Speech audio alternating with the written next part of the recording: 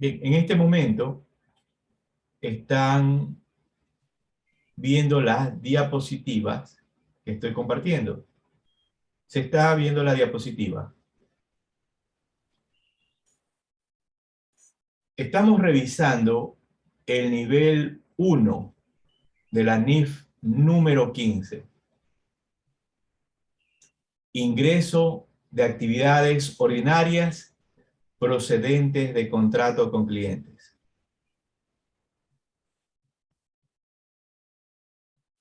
Las fuentes de esta charla son los libros emitidos por el IASB, el libro parte A, parte B, parte C. A nuestros colegas que participaron del módulo número 2 de inventario y participaron de forma completa en toda la charla, recuerden que me pueden enviar en un mensaje de WhatsApp, me pueden enviar su archivo Excel con los casos que vimos desarrollados. Los reviso, los publico por la página de YouTube con la dirección que corresponde y emitimos el certificado de su participación a esta charla. Como he mencionado en charlas anteriores, el certificado es simplemente un certificado académico que usted ha participado en la charla, emitido por la firma auditora Audex Auditores Externos. Y le sirve para su portafolio profesional para cuando usted desee acceder a un trabajo o envíe las referencias profesionales relacionadas a sus conocimientos.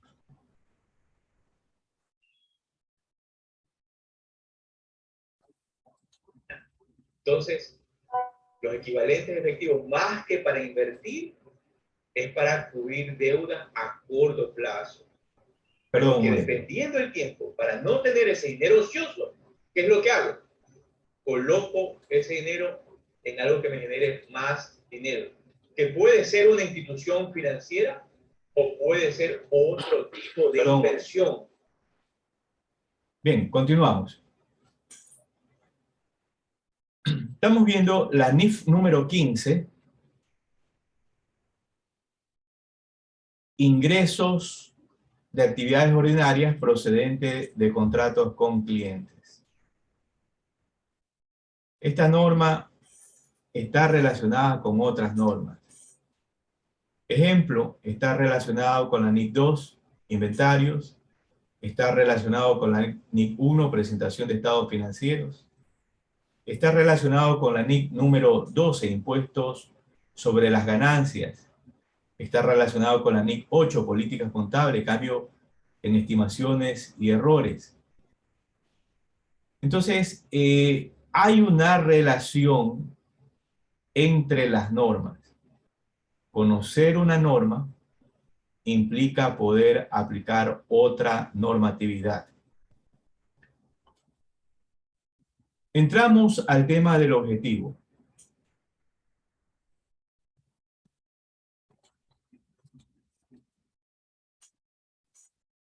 Adentrándonos al párrafo número 1, nos dice lo siguiente. El objetivo de esta norma es establecer los principios que aplicará una entidad para presentar información útil a los usuarios de los estados financieros sobre la naturaleza, importe, calendario e incertidumbre de los ingresos de actividades ordinarias y flujos de efectivo que surgen de un contrato con un cliente. El entendimiento de esta norma es sumamente importante para saber realmente cuál es el ingreso ordinario que debo tener registrado en este caso, en mi estado de resultado o estado de resultado integral. Que usualmente nosotros comprendemos como un bien o un servicio que se compra o se vende, el cual registramos una cuenta por cobrar, realizando la provisión del comprobante de venta, contra usualmente un elemento financiero llamado ventas. Eso es usualmente lo que nosotros registramos, lo que nosotros aplicamos.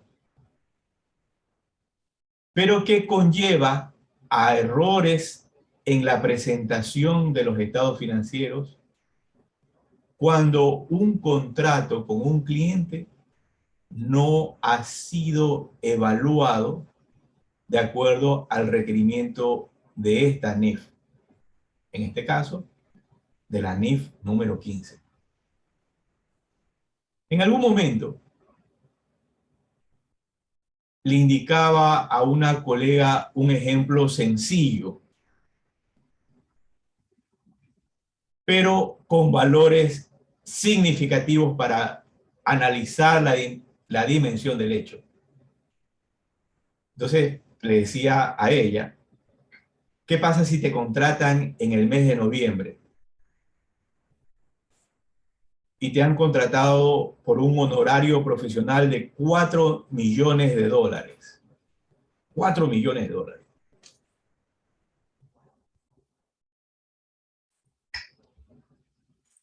Emites el comprobante de venta y ¿qué registras?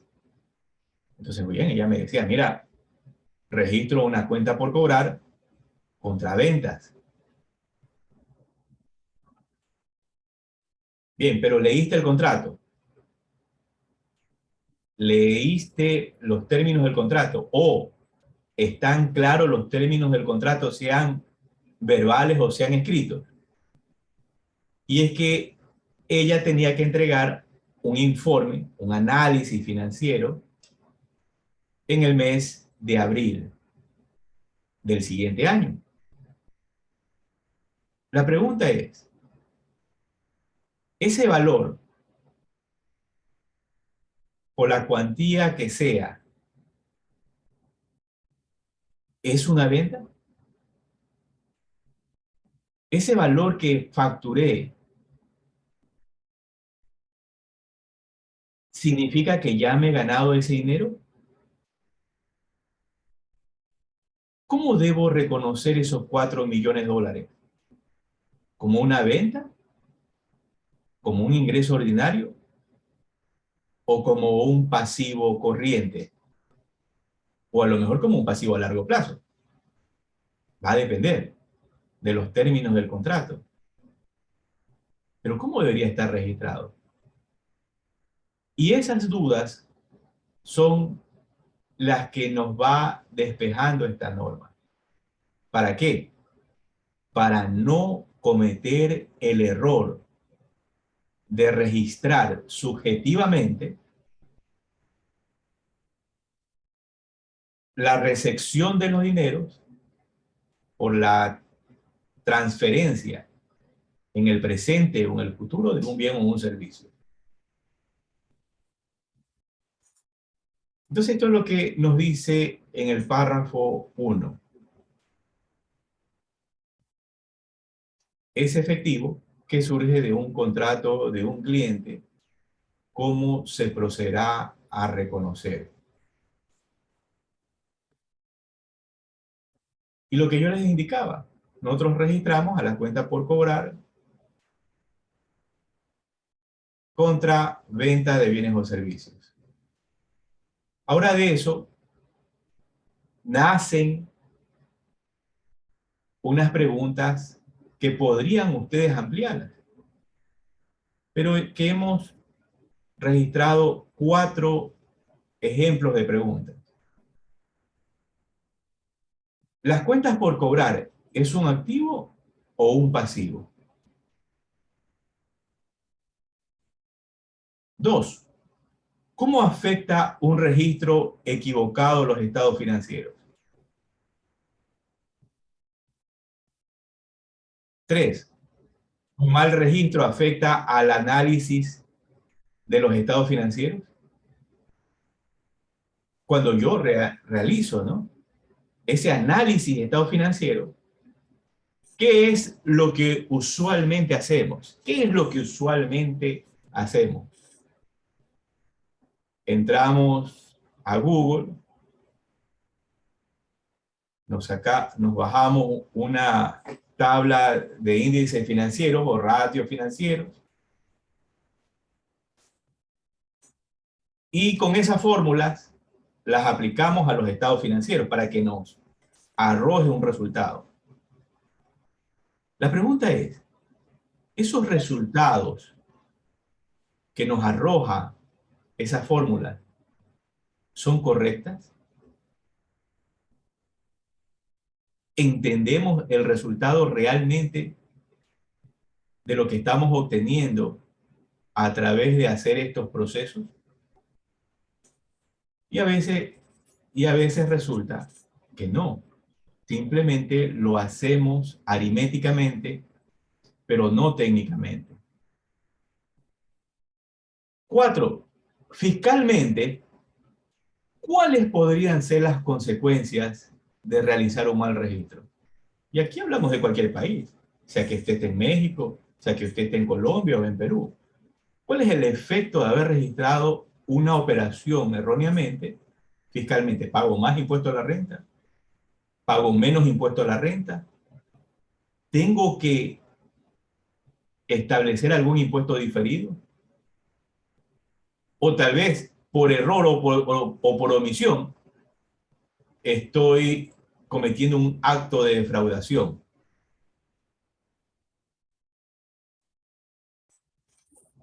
Ahora, esta NIF 15 nos sirve para poderla aplicar en el área de la construcción, en el área de servicios profesionales, en el área hospitalaria, en el área tecnológica, industrial, etc.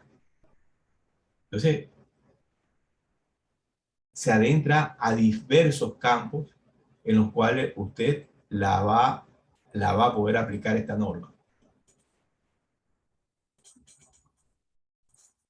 En el párrafo 2 señala lo siguiente.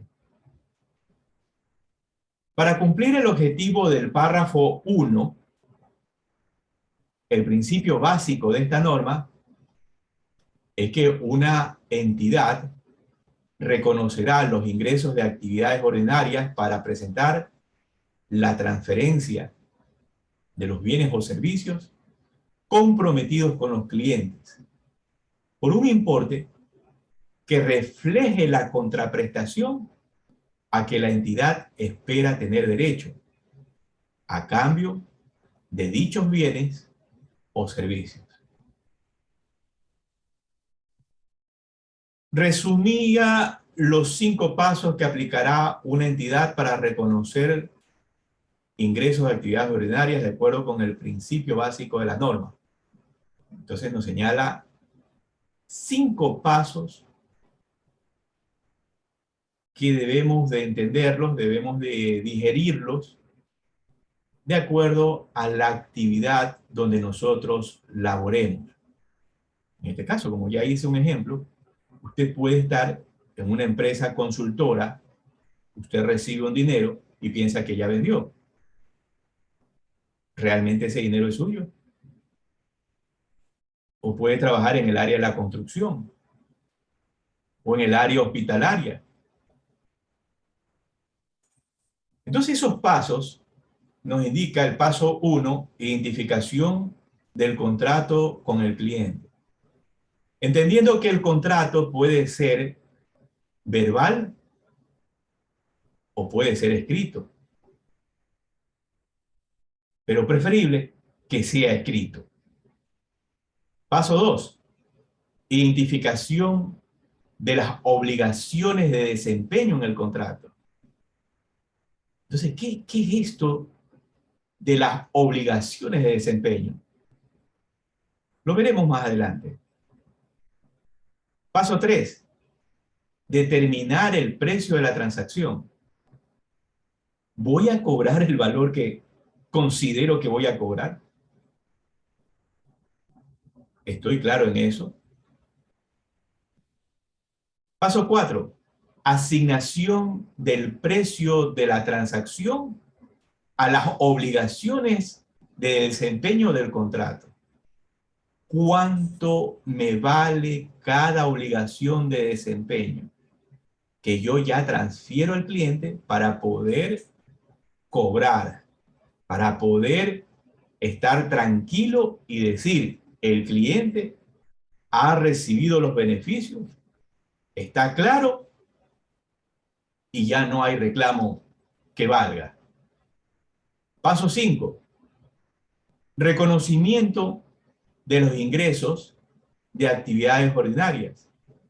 Cuando la entidad satisface una obligación de desempeño. Bien, aquí tenemos ya graficadas estos 5 pasos. Y vemos que el primer paso es la identificación del contrato.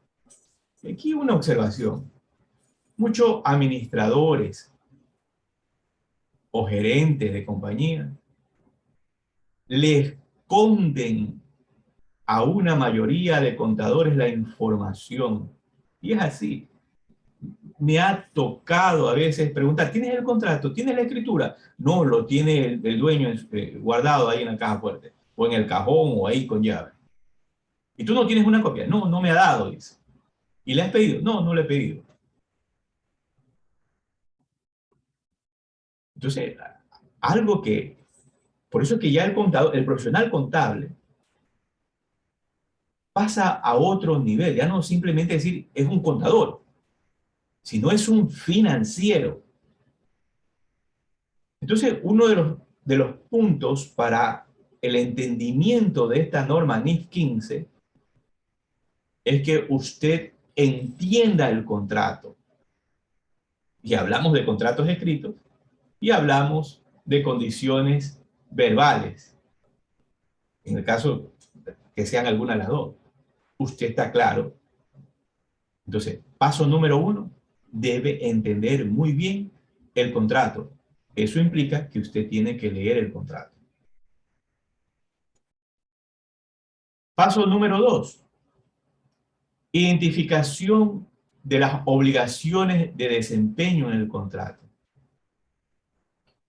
Si usted es un profesional nuevo en la actividad en que está, se le va a tornar un poco complicado si no tiene la experiencia suficiente o no tiene, en este caso, la capacitación sobre la empresa donde usted va a trabajar o sobre la empresa donde usted va a asesorar. Por tal motivo, para asesorar sobre este tema, debe entender muy bien todas las obligaciones de desempeño que tiene esa empresa para poderlas comprender al momento de asesorar, brindar el servicio contable o realizar una auditoría externa.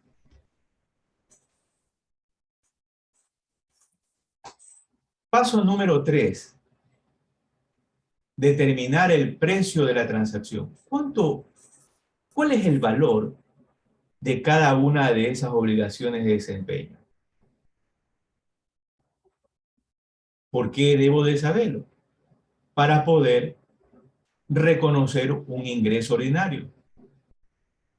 En caso contrario, si no lo entiendo, no lo puedo registrar. Entonces, ahí es donde usted conoce las actividades de desempeño de las organizaciones donde usted trabaja y ha leído muy bien el contrato.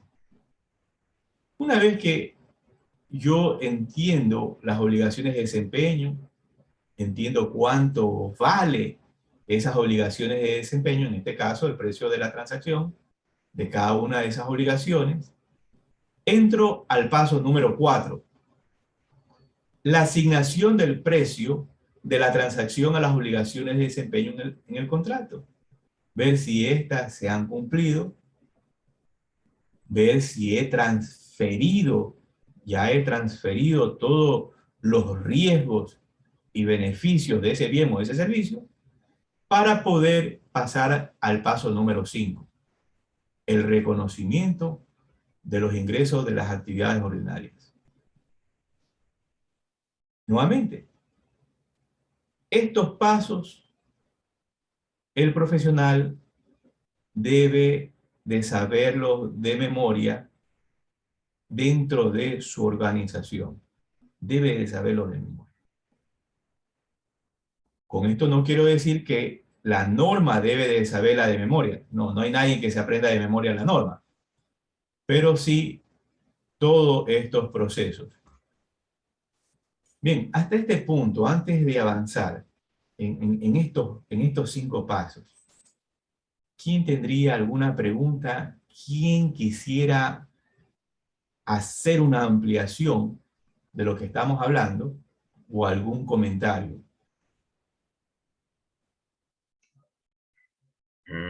Alexander, mira, para mí lo más importante es la reflexión, ¿eh?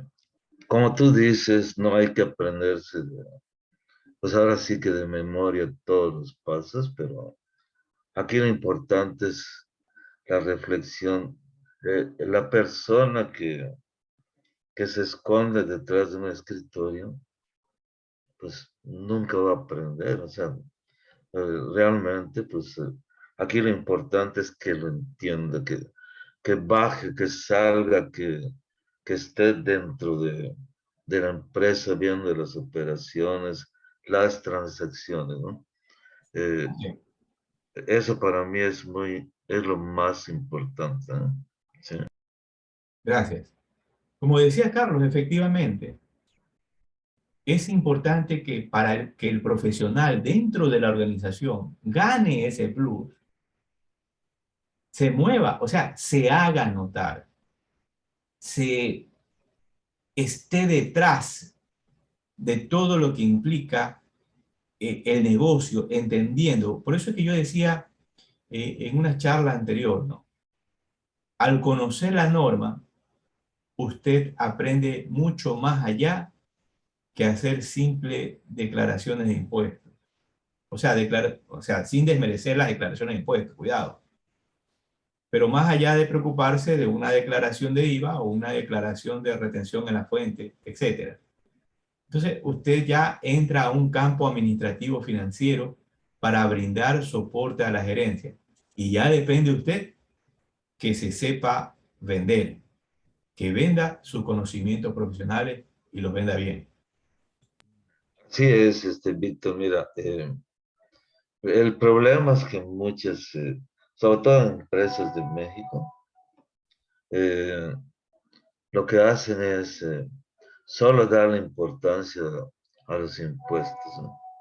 Y no es correcto porque el contador es un profesional de la información, ¿no? O sea, eso es para mí un contador, ¿no? Ok. Claro, pero como bien decía Carlos, pero aquí hay un tema muy importante. No hay impuestos bien hechos si no hay contabilidad bien hecha. Lo uno va de lo otro. No hay impuestos bien hechos si no hay una contabilidad bien hecha. Bien, adentrándonos al párrafo número 3, nos dice, una entidad considerará los términos del contrato y todos los hechos y circunstancias relevantes cuando aplique esta norma.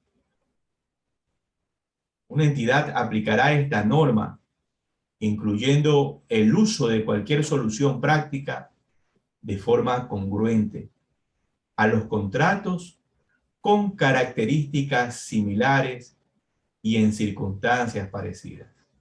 Bien, tenemos negocios, ¿no? Tenemos negocios que tienen un sinfín de contratos dependiendo el tipo de negocio, ¿no? Si es comercial, si es industrial, si es de la construcción. Si es comercial, normalmente estos contratos tienen las mismas características.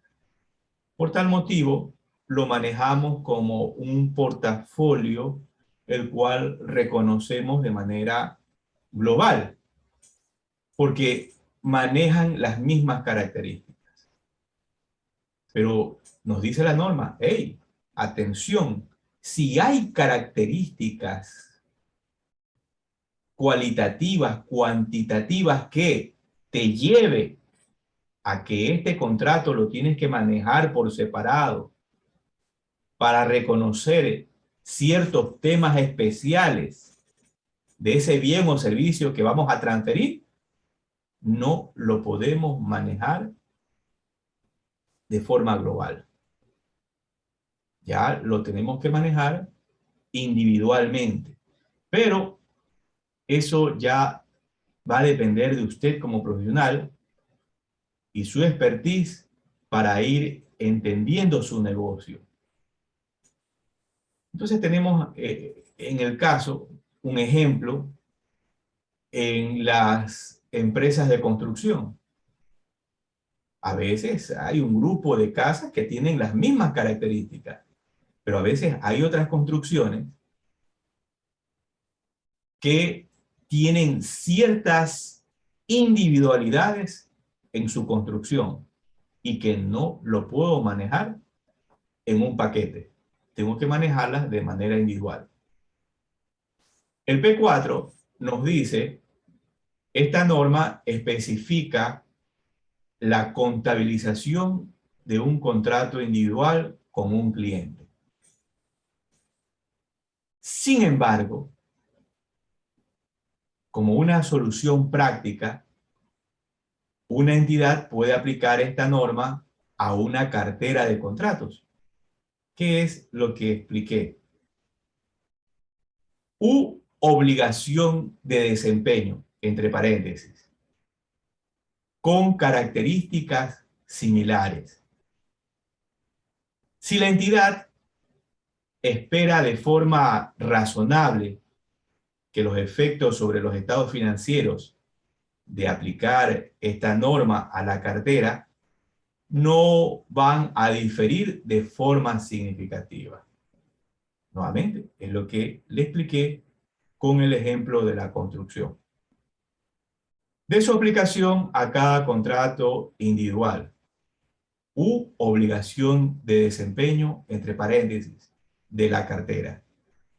Al contabilizar una cartera, una entidad utilizará estimaciones y suposiciones que reflejen el tamaño y composición de dicha cartera. Bien, entonces ya solamente con estos 4 párrafos que nos hemos adentrado a leer, hemos comprendido bastante. Hemos comprendido que los contratos,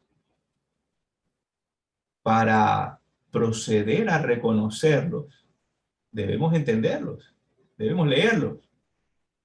2, que debemos cumplir las obligaciones de desempeño y debemos entender cuál es el valor de esas obligaciones de desempeño. Al momento que transferimos ese bien o servicio, ¿para qué? Para reconocer un ingreso ordinario con un cliente, que caso contrario, no podríamos registrarlo. Hemos aprendido que si tenemos una cartera de contratos con clientes con características similares, no necesitamos manejarlo de manera individual. Pero que si esos contratos tienen características particulares de acuerdo a cada contrato va a tener que ser manejado y realizarle el seguimiento que corresponda de manera individual.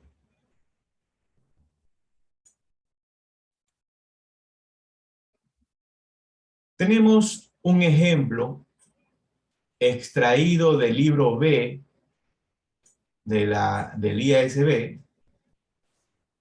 Es el ejemplo número 22. Derecho a devolución, método de valor. Nos dice lo siguiente: una entidad realiza 100 contratos con clientes. Cada contrato incluye la venta de un producto por un importe de $100. En este caso, 100 productos totales por un importe de $100. Eso nos da un total de $10.000 de contraprestación total. Bien, entonces con este ejemplo está describiendo lo que indicaba en el párrafo que ya leímos. El efectivo se recibe cuando se transfiere el control del producto. Entonces aquí muy importante, hablamos de control. Control. ¿Quién tiene el control de ese bien o ese servicio que hemos prestado? Entonces, nos dice el ejemplo que el efectivo se recibe cuando se transfiere el control del producto. La práctica tradicional del negocio de la entidad es permitir que un cliente devuelva los productos no utilizados en el plazo de 30 días y reciba el reembolso total. El costo para la entidad de cada producto es de $60. Entonces, bien, tenemos un producto, 100 contratos que se transfieren en una fecha X, cuyo costo es un importe de $60. El precio de esos productos transferidos es de $100. El costo total es de $10.000. A, contrato con clientes por la venta del producto. B, el efectivo se recibe cuando se transfiere el control. C, productos no utilizados se devuelven en 30 días. La entidad aplica los requerimientos de la NIF 15 para la cartera de 100 contratos porque espera razonablemente que, de acuerdo con el párrafo 4, los efectos sobre los estados financieros de la aplicación de estos requerimientos a la cartera no diferirían de forma significativa de la aplicación de los requerimientos a los contratos individuales dentro de la cartera. Entonces, los maneja en un solo paquete todo ese grupo de contratos. Puesto que el contrato permite que un cliente devuelva los productos, la contraprestación recibida del cliente es variable.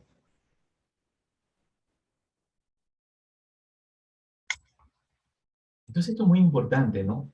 Hablamos de la contraprestación variable. En este caso, eso quiere decir que el producto que usted transfiera, el bien o el servicio que usted transfiera, puede tener una contraprestación variable. Para estimar la contraprestación variable nos dice a la que tendrá derecho la entidad. Esta decide utilizar el método del valor esperado. Entonces, mira, acá hay algo importante. Cuando nosotros preparamos nuestra política contable, ¿cuál es el método que nosotros vamos a aplicar en el reconocimiento de nuestros ingresos ordinarios? ¿Qué método vamos a aplicar? Entonces aquí tenemos algo interesante que nos dice, hey, uno de esos métodos es el método del valor esperado. Más adelante vamos a adentrarnos a entender qué es este método de valor esperado y el método que nos indica la norma referente a la NIF 15. Pero ya nos adentramos. Nos habla de que recibimos una contraprestación variable y nos está diciendo que este tipo de negociación aplica el método del valor esperado. Entonces yo tomo nota, método del valor esperado. Nos dice, veas el párrafo 53A de la NIF 15. Porque es el método que la entidad espera que prediga mejor el importe de la contraprestación a la que tendrá derecho, con el uso del método del valor esperado. La entidad estima que 97 productos no se devolverán. Entonces, acá hablamos que el profesional tiene experiencia en el negocio, comprende su negocio. Y el auditor, al momento de realizar su auditoría y de entender el negocio, de entender cómo fueron preparados esos estados financieros, le pide al financiero que le facilite el manual de políticas contables. Entonces, él va al reconocimiento de los ingresos y entiende que están aplicando el método del valor esperado. Entonces, él ya sabe cómo redireccionar su auditoría. Y el asesor sabe cómo asesorar. Con el uso del método del valor esperado, la entidad estima que 97 productos no se van a devolver. Por lo que el monto de aquellos productos que vamos a facturar van a ser 97 productos y 3 de los 100 que ya entregamos en el contrato van a ser devueltos.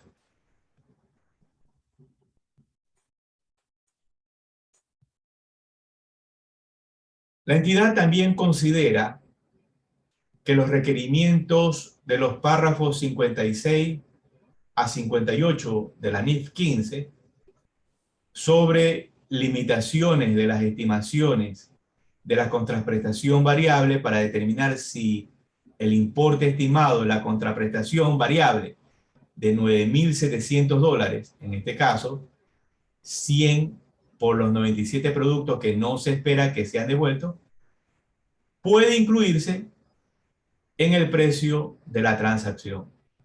O sea, debo entender esto para poder reconocer mi ingreso ordinario. La entidad considera los factores del párrafo 57 de la NIF 15 y determina que aunque las devoluciones quedan fuera de la influencia de la entidad, o sea, la entidad no puede manejar el tema de las devoluciones, pero lo que hace que con la experiencia que tiene, con el conocimiento que tiene del mercado, con el conocimiento que tiene de sus clientes, hace estimaciones a través de una metodología lo más fiables posible. Además, la incertidumbre se resolverá en un marco temporal breve, recordando que son 30 días. Es decir, el periodo de evolución es de 30 días. Por ello, la entidad concluye que es altamente probable que no ocurra una reversión significativa en el importe acumulado de los ingresos de actividades ordinarias reconocidos. Es decir, $9.700. A medida que se resuelva la incertidumbre a lo largo del periodo de la evolución. Entonces, un resumen, aplica el método esperado. ¿Por qué lo aplica? Por la experiencia y el conocimiento del negocio. Sabe que las devoluciones no van a ser de una manera abultada. Entonces, conoce el mercado, conoce el cliente y procede al reconocimiento de los 97 productos que va a proceder a transferir el control al cliente. La entidad estima que los costos de recuperación de los productos no serán significativos y espera que los productos devueltos puedan revenderse con una ganancia. En el momento de la transferencia del control de los 100 productos, la entidad reconoce ingreso de actividades ordinarias. Entonces, ha transferido el producto, la entidad sabe que va a cobrar ese valor, la entidad a través del método esperado sabe cuál podría ser el monto de la devolución y nos indica claramente que procedemos con ese conocimiento a reconocer un ingreso ordinario, lo que conocemos como una venta. Y ahí es donde yo les digo a ustedes, ¿no? Pareciera fácil decir transfiero un bien o transfiero un servicio y decir que es una venta. Entonces esa creencia que nosotros teníamos ya del colegio, de la universidad, debemos dejarla atrás y debemos adentrarnos a la comprensión de la NIS 15 que tiene requerimientos que afectan significativamente a los estados financieros si seguimos arrastrando esas suposiciones del pasado. Entonces, la entidad reconoce lo siguiente. A, un ingreso de actividades ordinarias, $9.700, que es la multiplicación de los 97 productos por los $100. B, un pasivo por devolución de $300, que corresponden a 3 productos que nos van a devolver. Vamos a retener que devolver el dinero que corresponda. C, un activo de $180 que corresponde a 3 productos de su derecho a recuperar productos del cliente al establecer el pasivo por reembolso. Entonces hablamos de un pasivo por reembolso. ¿Ah? Entonces cuando decimos, oye, ¿cómo reconocemos a qué elemento financiero reconocemos ese valor? Y siempre a veces nos surge esa duda. ¿Cuál es el nombre de ese elemento financiero que corresponde a los reembolsos que tenemos que hacer a los clientes? Bien, aquí tenemos la respuesta. Pasivo por reembolso, que más adelante vamos a revisarlo en esta misma norma.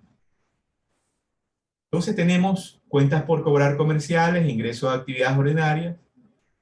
Ya el tema de los impuestos usted lo reconoce, $9.700. Se transfiere el producto y se emite el respectivo comprobante de venta. Recuerde que el comprobante de venta es indistinto al tema financiero. Una cosa es la materia fiscal, otra cosa es la materia financiera. Entre los dos existe una divergencia. Esas divergencias usted debe saberlas en cada uno de sus países. Por eso es que decía hace un momento, usted no puede aplicar impuestos si no entiende la contabilidad. Si usted aplica impuestos por aplicar impuestos, simplemente lo que está haciendo es registrando valores sin entender por qué lo hace. Para poder registrar impuestos, debo entender la contabilidad. Y registramos el asiento 2, la caja por los $10,000, las cuentas por cobrar y un pasivo por reembolsar de $300 por el tema de las devoluciones. Registramos una cuenta por cobrar devoluciones y disminuimos, registramos el costo de venta respectivo. Conclusión de esto es que con este simple ejemplo que nos da el libro B de los casos prácticos del IASB, vamos entendiendo esto. Caso contrario, no lo vamos a entender. ¿Ya? Y le digo nuevamente, por experiencia, a veces tú dices, ¿qué quiere decir esto? Cuando tú lees la norma, ¿qué quiere decir con esto? Ejemplo, de pasivo reembolsable.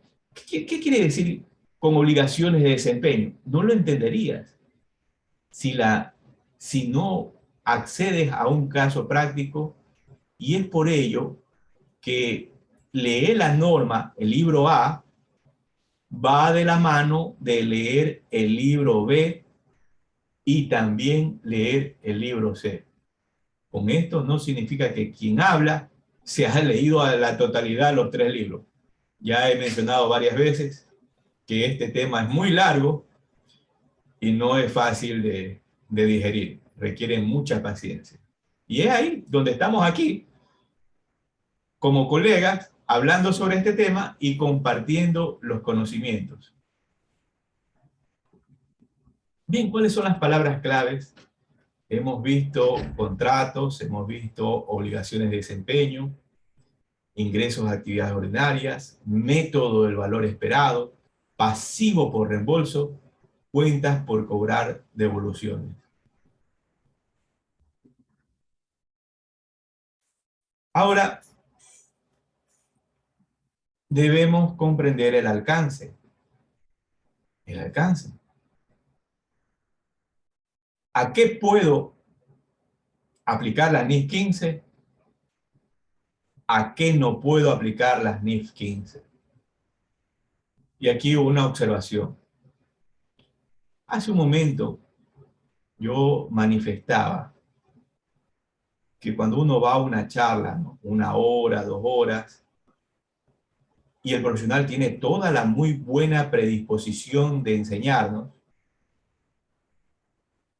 esas 2 horas no nos enseñan todo. Es como la película de karate, donde viendo la película no salimos karatecas. Y es ahí donde nos adentramos a la norma y nos encontramos, ¿no? Que a veces no vemos en las charlas este tema, el alcance. ¿A qué puedo aplicar la NIF 15 o a qué no la puedo aplicar?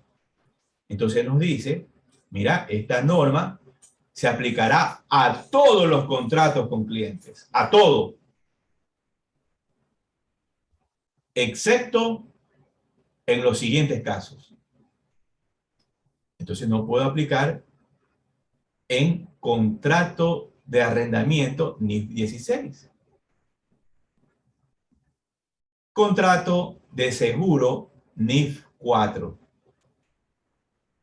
Instrumentos financieros NIF 9.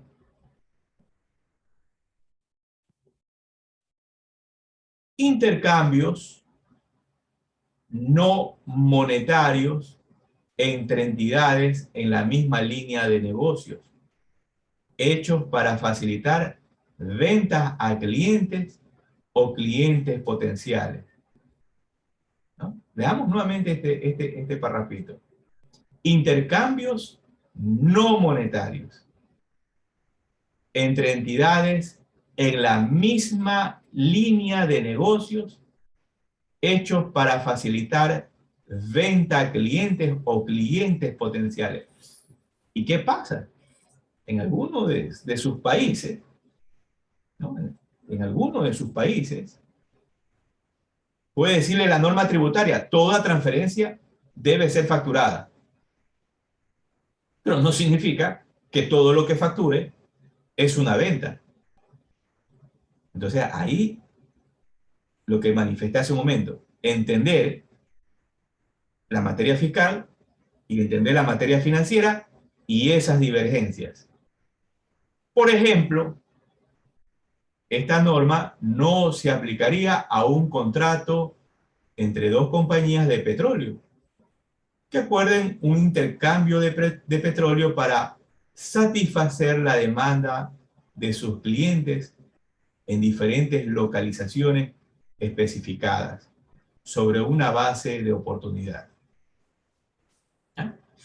¿Bien? Hasta ahí hemos aprendido en esta NIF 15 que no puedo aplicar las NIF, bueno, puedo aplicar las NIF 15 a todo, excepto a arrendamientos, seguros, instrumentos financieros e intercambios no monetarios. En el párrafo 6 nos dice, una entidad aplicará esta norma a un contrato distinto a un contrato enumerado en el párrafo 5. Solo si la contraparte del contrato es un cliente. Solo si la contraparte del contrato es un cliente. ¿Y qué es un cliente? Entonces la norma nos contesta, un cliente es una parte que ha contratado con una entidad para obtener, ¿qué cosa? Bienes o servicios que son resultado de las actividades ordinarias de la referida entidad a cambio de una contraprestación. O sea, va a recibir el pago por ese bien o ese servicio transferido. Entonces, ¿cuál es la importancia de estas líneas? Y pareciera que esto fuera sencillo, pero nuevamente no lo es. Es un cliente, le estoy vendiendo los bienes y servicios que produce mi entidad. Él me va a pagar, voy a recuperar los valores por esos bienes o servicios que voy a transferir. Y ahí es donde surgen las dudas que usted va a tener que resolverlas en cada una de sus empresas para saber si puede reconocer un ingreso o no lo puede reconocer. Le recomiendo que lea los casos prácticos de la NIF 15 relacionados a todo lo que tiene que ver con los ingresos de los clientes. Bien, continuando la lectura. Una contraparte del contrato no sería un cliente si, por ejemplo, ha contratado con la entidad participar en una actividad o proceso en el que las partes del contrato comparten los riesgos y beneficios que resulten de dicha actividad o proceso. Entre paréntesis, tal como el desarrollo de un activo en un acuerdo de colaboración, en lugar de obtener el producto de las actividades ordinarias de la entidad. En este caso, hay dos participantes donde se han juntado para desarrollar un activo, donde ellos comparten los riesgos y beneficios de ese producto que tratan de fabricar, de construir, de producir, de elaborar, de confeccionar, etc. Entonces, esos intercambios no es producto de una negociación cliente-entidad. porque ya entendemos que es un cliente. Y al entender esta norma, este párrafo 06, y disculpe que sea cansino en este tema, es lo que usted como auditor o como asesor le va a servir para poder decir si lo que ha hecho el profesional en la empresa está bien o está mal. Porque si usted sabe que está mal, usted le dice, no, eso está mal. ¿Y por qué está mal? Porque la NIF 15, en el párrafo 6, le indica claramente qué es un cliente. ¿Se da cuenta? Por eso es que los conceptos, leer los conceptos son fundamentales para poder dialogar sobre la materia financiera. Antes le hacíamos cara fea a los conceptos, ahora tenemos que hacerle una carita feliz a los conceptos para poder hablar sobre estos temas. Caso contrario, seguiremos con el chip del pasado. Entonces, nuevamente repitiendo, un cliente es una parte que ha contratado con una entidad para obtener bienes o servicios, que son resultado de las actividades ordinarias de la referida entidad a cambio de una contraprestación.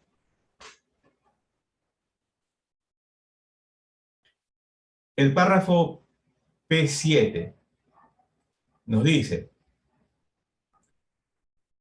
un contrato con un cliente puede estar en parte dentro del alcance de esta norma y en parte dentro del alcance de otras normas enumeradas en el párrafo 5.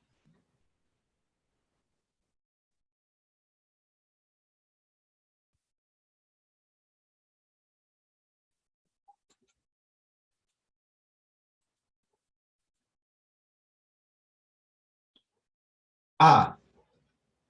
Si las otras normas especifican cómo separar o medir inicialmente una o más partes del contrato, entonces una entidad aplicará, en primer lugar, los requerimientos de separación o medición de dicha norma.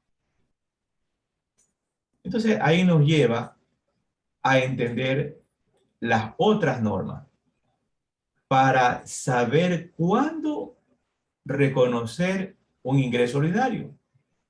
Un ejemplo.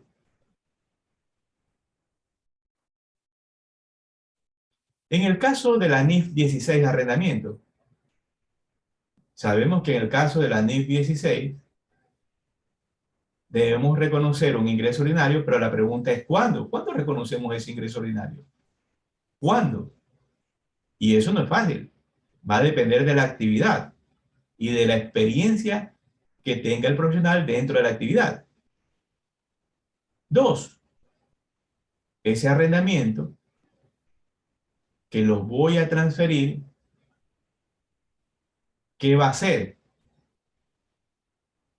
¿Y qué dicen los términos del contrato? Por eso es que hace un momento dije, es preferible que el contrato sea por escrito antes que verbal.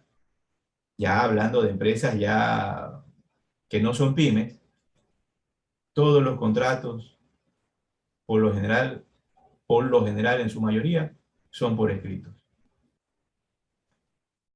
Entonces nos dice el otro párrafo, una entidad excluirá del precio de la transacción el importe de la parte o partes del contrato que se midan inicialmente de acuerdo con otras normas. Entonces aquí hablamos de otras normas. Podemos hablar de la NIC 2, de la NIC 16, de la NIF 5, de la NIF 40, de la NIF 41, etcétera. ¿Ya? Eso nos lleva a que debemos de entender esas normas. Y aplicará los párrafos 73 a 86 para asignar el importe del precio de la transacción. ¿Cuánto vale es el cumplimiento de esa obligación de desempeño al haber transferido esos bienes o esos servicios para poder reconocer mi ingreso ordinario. Para asignar el importe del precio de la transacción pendiente si lo hubiera a cada obligación de desempeño. Dentro del alcance de esta norma y cualesquiera otras partes del contrato identificadas en el párrafo 7b. B. Si las otras normas no especifican, ponemos mute por favor al micrófono. Si las otras normas no especifican cómo separar o medir inicialmente una o más partes del contrato, entonces la entidad aplicará esta norma para medir o separar inicialmente la parte o partes, entre paréntesis, del contrato. Bien, en esta norma NIF 15, que es muy amplia, nos habla sobre los costos del contrato y nos habla sobre la activación de esos costos. Muy pocos saben esto, porque por lo general siempre cuando leemos la norma llegamos máximo hasta el párrafo 10, y eso es. Pero dentro de la norma nos indica qué costos debemos de activar y qué costos debemos reconocer como un gasto. Bien, un tema adicional. Recuerden que todas estas clases que estamos viendo, hoy nos hemos adentrado a la NIF número 15. El próximo lunes seguiremos viendo la NIF 15 hasta abarcar esta norma. Estas charlas, por si acaso, no son de correr. Estas son charlas ya que tratamos de profundizar en la norma y concluir la norma. El P8 dice, esta norma especifica la contabilización de los costos incrementales, lo que yo les mencionaba, de obtener un contrato con un cliente y de los costos incurridos para cumplir con un contrato con un cliente. Si dichos costos no quedan dentro del alcance de otra norma, entonces ahí nos lleva a que tenemos que leer los párrafos 91 a 104. Entonces, si esos costos están inmersos dentro de otra norma, debemos observar lo que dice la norma. En este caso, nuevamente, NIC 2, NIC 16, NIC 41, etc. Entonces, esto nos lleva a que debemos ir y debemos leer el párrafo 91 al 104. Una entidad aplicará dichos párrafos solo a los costos incurridos que estén relacionados con un contrato de un cliente o parte de ese contrato que queda dentro del alcance de esta norma. Conclusión del tema es que si hay costos donde esos costos tienen un tratamiento específico en otra norma, yo debo de entender esa norma para proceder a reconocer esos costos de acuerdo a lo que me indica esa norma. Si no hay una norma que especifique los costos incurridos en la generación, en la prestación de ese bien o de ese servicio, debo de observar la NIF número 15 para saber cómo darle un tratamiento contable y no cometer el error de enviarlos a gasto equivocadamente. Porque aquí voy a hacer un pare, ¿no? A veces, y digo a veces porque lo he visto, ¿sí? Como auditor, todo lo envían al gasto. Les doy un ejemplo sencillo de esto. En algún momento, ¿no? Sentado con el dueño de una empresa agrícola, me decía el dueño, ¿no? Y con la confianza se sonreía y me dice, oiga, yo no sé cómo el contador me dice que yo pierdo plata, pero todos los años el contador solo presenta mis estados. Bueno, por ser exagerado ya. Me dice, me presenta con pérdida. Y yo no sé cómo estoy todavía, ya llevo 20 años en este negocio. Pero todos los años tengo pérdida. Pero no sé cómo estoy en ese negocio. Y es que el profesional contable, todos los insumos lo envía al costo o lo envía al gasto. Toda la mano de obra lo envía al costo o lo envía al gasto. ¿Y por qué? Porque no entiende la NIF 41 y porque no entiende la NIF 15. Y por eso es que hay un momento en que la empresa ha sobrevivido tantos años a pesar de que haya pérdida. Y es que la empresa no ha tenido pérdida. Simplemente han habido malos tratamientos contables. Eso es todo. Producto del desconocimiento de la norma. Un ejemplo, yo estoy claro que en México aplican la NIF, una y menos, ¿no? Tienen un tratamiento, ya que está aquí el doctor Carlos Enrique, creo que ustedes van con una convergencia con las NIF también, ¿no? Con las NIF completas, van con una divergencia, con una convergencia con las NIF completas. ¿Es así, doctor? Sí, sí, definitivamente, ¿eh? Muy bien. Eh, bueno,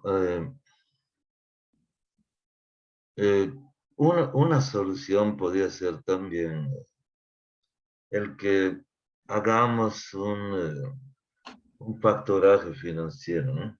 ¿Sí? El factoraje financiero podría ayudar, pero hay que estar, pues, o sea, medir cuál es lo mejor, ¿no? Por ejemplo, hay factoraje en el cual no me permite devolver, eh, bueno, las facturas que yo entrego, los recibos que yo entrego, y otra que si la empresa de factoraje significa factor, ¿no? ¿Sí? Eh, ¿Qué quiere decir? Que si la empresa eh, dice, si no las cobras, me los devuelves, entonces ahí pues ya tendríamos que devolver, ¿no? Lo que nos dio esa empresa de factoraje, ¿no? El problema que existe, si no me la regresan, es que meten problemas al cliente. ¿Por qué razón? Porque el cliente lo que va a hacer es, va a preguntarme, oye, ¿por qué me metes en problemas? Porque el banco o la empresa de facturaje le va a pedir, sabes, me tienes que pagar, cliente.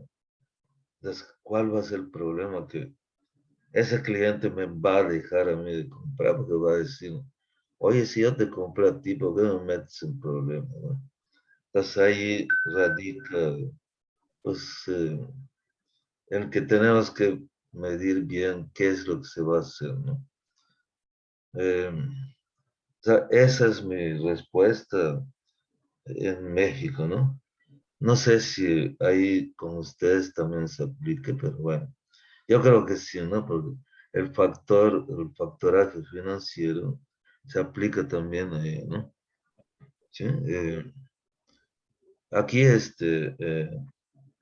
bueno, Graciela Vázquez Pereira tiene eh, arrendamientos, ¿no? O sea, ella renta eh, departamentos, vende casas, ¿no? Bueno, aquí pues ella pues tiene que, bueno, en el caso de la venta de terrenos, pues se hace a través de un banco y punto, ¿no? Y solo da lo que se llama el par y paso del 80-20, ¿no? ¿Qué quiere decir? Que El notario cobra eso.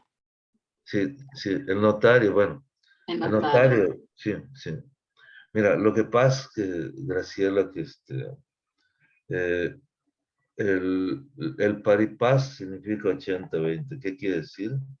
Que la empresa pide que tú aportes el 20 y bueno, ellos el 80, pero en realidad, pues la venta ya está segura. ¿Por qué razón? Porque pues prácticamente el banco ya es el encargado de cobrar y punto, ¿no? El que compra paga. Exacto. Sí, El que sí. compra paga. El que compra paga, ya está estipulado, ¿no? Tú compras, ya está, ya, tú pagas. Ya Así es. luego se divide, ¿no? O sea, ya, tú no. Al que le dan, ya está estipulado, ¿no? Así es, ¿no? Entonces se está haciendo también la reforma del notario, ¿no? Acá, en México. Ah, ya. Sí. Muy bien. Muy bien. Podemos ver con estos argumentos del doctor Carlos Enrique y de la colega Graciela Vázquez. Cada uno de nuestros países, ¿no?, maneja sus idiosincrasias legales. Pero eso es lo importante y el cual nos tiene aquí reunidos a colegas de México, de El Salvador y de otros países, que podemos hablar un mismo idioma en materia financiera. Que sin esta convergencia de las NIF no estuviéramos aquí reunidos.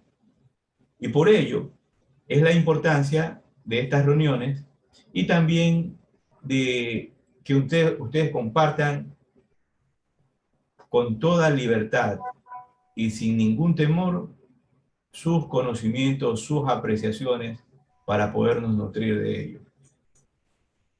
Bien, estamos sobre la hora. Vamos a revisar las palabras claves: intercambios no monetarios. Ya vimos los intercambios no monetarios, ¿no? ¿Debo facturar o no debo facturar los intercambios monetarios? Contraprestación, precio de la transacción, costos incrementales. Palabras claves. Cerramos con reconocimiento e identificación del contrato. Nos dice, importante aprender el párrafo 9. El párrafo número 4, el párrafo número 2 y el párrafo número 9 son sumamente importantes de aprender. Hay que entenderlos y eso sí hay que aprendérselos bien. Entonces, el párrafo número 9 nos dice la siguiente.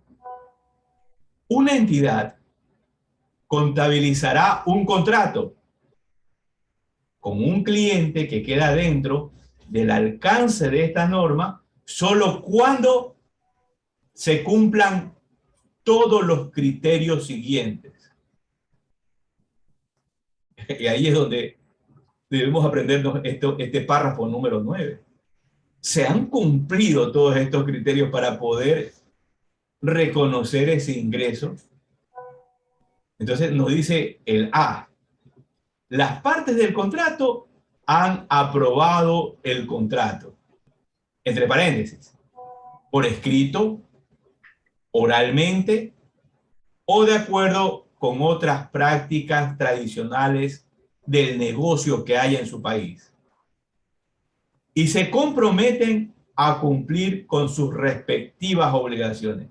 Bien, por lo normal, ¿no?, se emite la factura, está la descripción de la factura. Recuerden que la factura se las tienen que firmar, la firma, si fuera el comprobante de venta. Ok, ¿están de acuerdo? Está el contrato. Lee el contrato, no hay ningún problema, está firmado. El contador, el profesional contable en eso no va a tener problema. porque el profesional ya recibe un contrato firmado. Lo que tiene que leerlo. Entonces, muy bien. Párrafo A.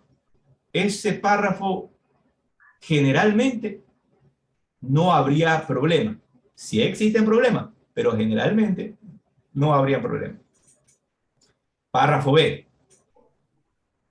La entidad puede identificar los derechos de cada parte con respecto a los bienes o servicios a transferir.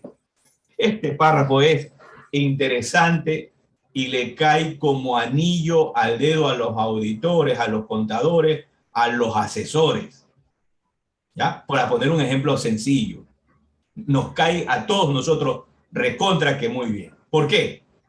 Lo voy a leer nuevamente. La entidad puede identificar los derechos de cada parte con respecto a los bienes o servicios a transferir. ¿Y qué pasa?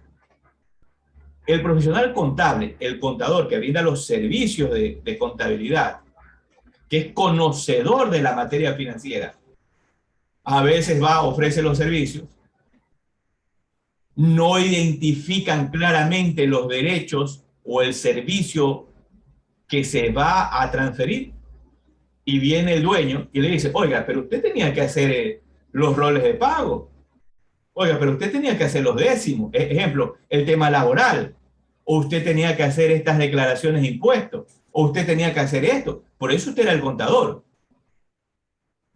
¿Qué pasó ahí? No se cumplió el B. Y sí, este es un problema. Lo mismo también ocurre a veces con el asesor. Lo contratan al asesor, se entiende que va a ser el asesor, pero resulta que el asesor tiene que hacer otras cosas que ni siquiera se habían tratado. Igual ocurre en los servicios de la transferencia de los bienes. Esto sucede mucho en México, ¿eh? Ah, bien, gracias, gracias. Y mira, por eso te decía, ¿no? Graciela, este párrafo B nos cae al profesional contable, siendo financiero, a nosotros nos cae como anillo al dedo ahí, como matrimonio, para saber que esto debemos observar. Entonces, esto en la transferencia de estos bienes y servicios, si no se tiene claro, no estamos cumpliendo, porque vamos a tener problemas para poder reconocer un ingreso ordinario. C. La entidad puede identificar las condiciones de pago con respecto a los bienes o servicios a transferir. ¿Ya? Entonces ahí viene el contrato, cuáles son las condiciones, cuándo nos debes de pagar y tener claro toda esta situación por escrito, para poderle dar un seguimiento. D. El contrato tiene fundamento comercial. El contrato tiene fundamento comercial. Es decir, se espera que el riesgo, el calendario, el importe de los flujos de efectivo futuros de la entidad, que van a regresar a la entidad que está prestando el servicio, cambien como resultado del contrato. O sea, del cumplimiento de cada una de las condiciones que están especificadas en ese contrato. Y recordemos que puede ser escrito, puede ser oral o puede ser de acuerdo a las prácticas de cada uno de sus países. El último, el E. Es probable que cobre la contraprestación a la que tiene derecho a cambio de los bienes o servicios que transferirá al cliente. Y mira esta parte importante, esta parte importante. Usted cogió, con el ejemplo inicial que hice, usted cogió, emitió la factura, le dieron un anticipo, pero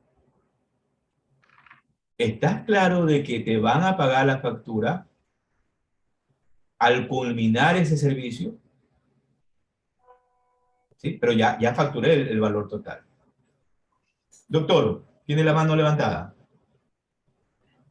Sí, mira, aquí en Mérida hay un tipo de contrato, por ejemplo, de arrendamiento, en donde es como un contrato donde la persona eh, está firmando de que se va a quedar un tiempo nada más, ¿no? ¿En qué sentido lo digo? Que casi lo están sacando, ¿no? O sea, eh, solo le están diciendo, mira, te voy a dar un plazo, pero en realidad está disfrazado porque eh, es una renta que se paga siempre, ¿no? Pero aquí en Mérida los notarios tienen esa, o sea, esa estrategia. Claro, No, no sé si es bueno o es malo, pero contratos medios realmente, engañosos. sí, sí, sí, sí, así se da aquí. En la Ciudad de México no, pero aquí en Mérida se acostumbra a hacer ese tipo de contratos de arrendamiento, ¿no? Pero bueno, en fin, sirva como ejemplo de que en varios países se siga diferentes formas pues, de hacer las cosas, ¿no? ¿Sí? Claro, claro, por supuesto. Y ahí con el ejemplo que usted dice, es la importancia de entender ese contrato. Ahora, nosotros no somos abogados, pero sí es importante que exista la retroalimentación con la administración, con el gerente, para poder entender el contrato. Pero, Contador Carlos, eso que usted platica de los contratos de las casas son de 30 años y luego los primeros 5 años te abonan 5,000 pesos y te quitan, o te abonan 1,000 pesos y te cobran 5,000. Es eso, ¿no? Y a 30 años. Y ya cuando pasa un tiempo, como que se va acortando el pago, ¿no? ¿y cuántos Es años dura? ¿Cuántos años 30, dura? 30 años, tú terminas pagando 5 millones una casa. Claro, claro. Es todo un fraude, pero, pero ¿cómo adquieres una casa sin dinero, no? También. ¿Cómo, cómo adquieres una casa sin que te hagan, sin que te hagan fraude? Así Claro. es. Bien, bien. Se entiende el fraude, o sea, se entiende que Así está es, así es. hecho, es un Así es. juego, ¿no? Así es. No, mira, lo que yo le digo a los colegas, no somos tontos. Nos hacemos a veces, lamentablemente, los tontos porque necesitamos que las cosas rueden. Caso contrario, nos quedamos estancados. Bien, colegas, nos vamos a quedar con el párrafo E. Voy a dejar de compartir. Le vamos a dar la palabra a nuestro colega Germán Chávez. Germán, muy buenas noches. Tienes la palabra. Hola, hola. Ahorita estoy poniendo la cámara. Excelente. Sí, quiero ver.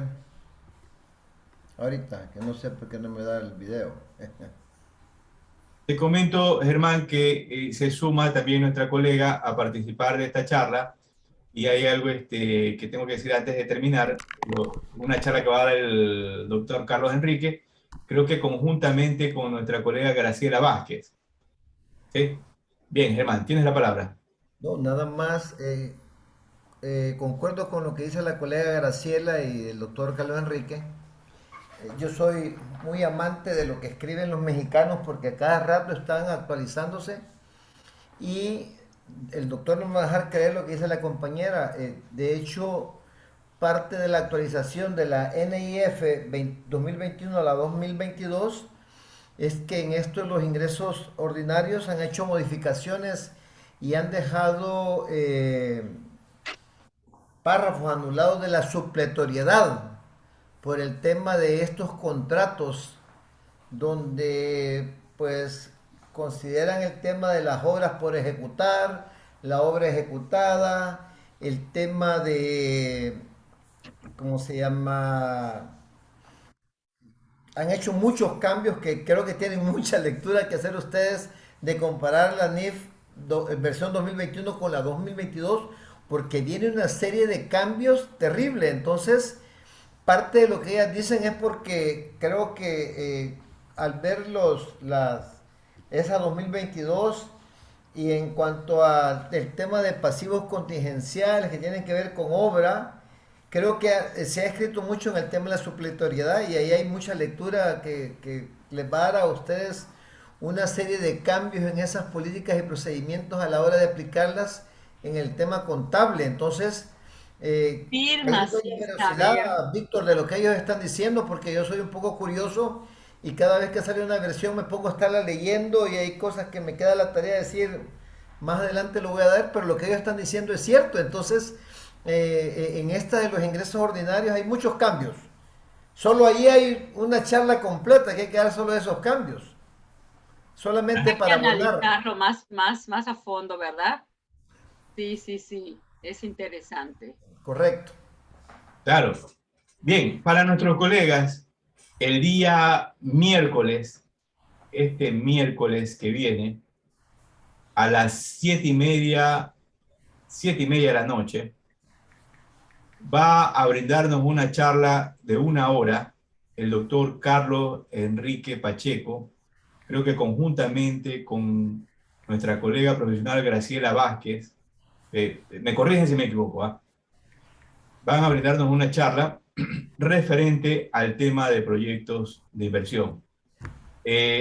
Doctora, ¿a qué se va a referir la charla de una manera desglosada?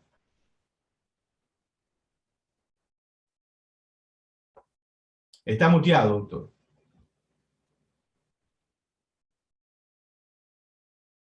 Tiene mute el micrófono.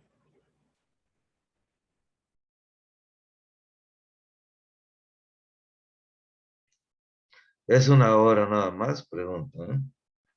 Podemos generarlo a 1 hora y media, no hay ningún problema.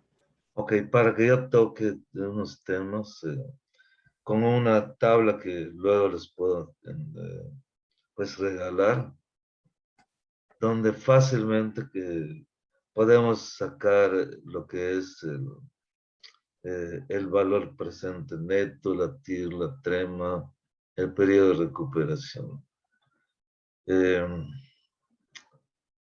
Yo sé que les va a interesar a los que quieren invertir, porque invertir no es solo invertir en instrumentos de valor, ¿no?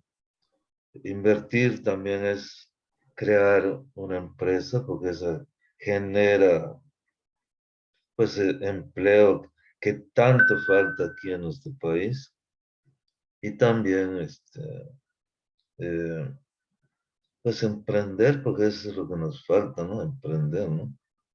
Tenemos la tecnología, pero no la usamos bien, ¿no? ¿Sí? Entonces, de eso se va a tratar. Voy a presentar un PowerPoint y bueno, ustedes me van diciendo o preguntando lo que consideren, ¿no? ¿Sí? Excelente, excelente. Entonces, esta charla es el día miércoles, 7:30 de la noche. Ujú. Bien, recordemos que 7:30 acá es en Ecuador. En El Salvador, creo que es 6:30, 1 hora antes. En Ujú. México creo que sí son las 7:30 también, igual. Ahí tienen que revisarlo. Vamos a pasar la publicidad para el día de mañana.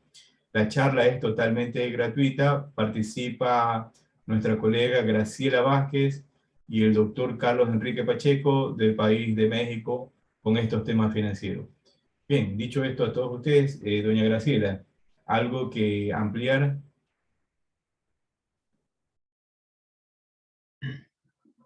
Está muteada.